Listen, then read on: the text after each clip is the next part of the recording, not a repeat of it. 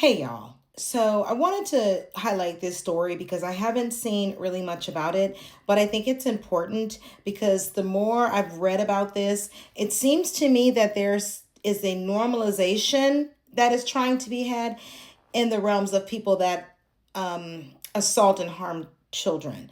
We've got the whole situation we know going on right now with the files and not really much being done to the people that were in there as far as the US is concerned. And then I saw this story about this man right here who is a serial molester, victimized children in the 90s, and this man was let out on parole.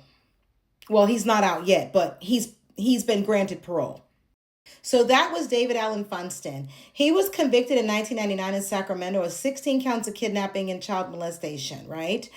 The prosecutor who handled this case said this was one of the most gruesome, cases that she has followed because he had children from as young as 4 and as old as 7. He was kidnapping children and molesting them. He would lure them to the car using candy and toys, okay, and lure them to his vehicle.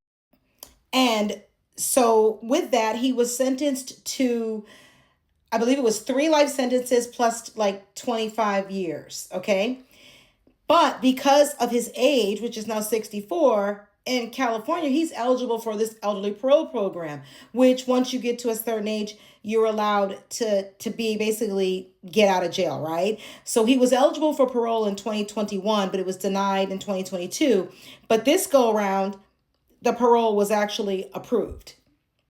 So as you can see here, like she said, he got 3 life terms plus 20 years. He was expected to not get out of prison. And that is what the judge said when he sentenced him, that basically you're going to die in prison.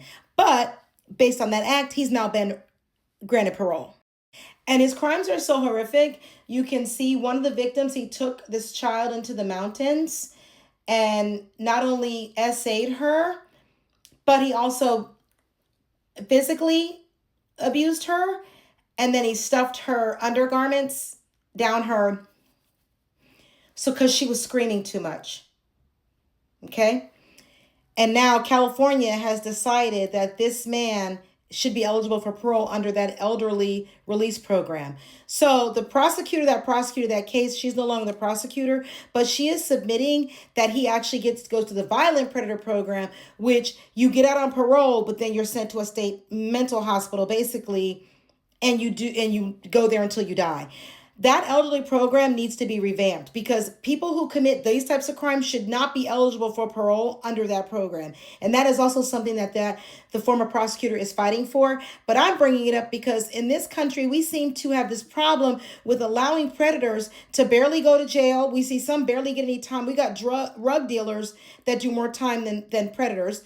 We are seeing them get out on parole because, oh, he's 64 and he's elderly now. 64 is not that old, and that does not mean that he cannot continue to harm once he gets out. He's a serial predator. Why would he change now?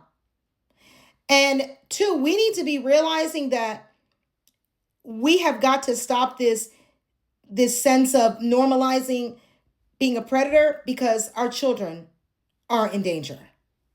Pay attention.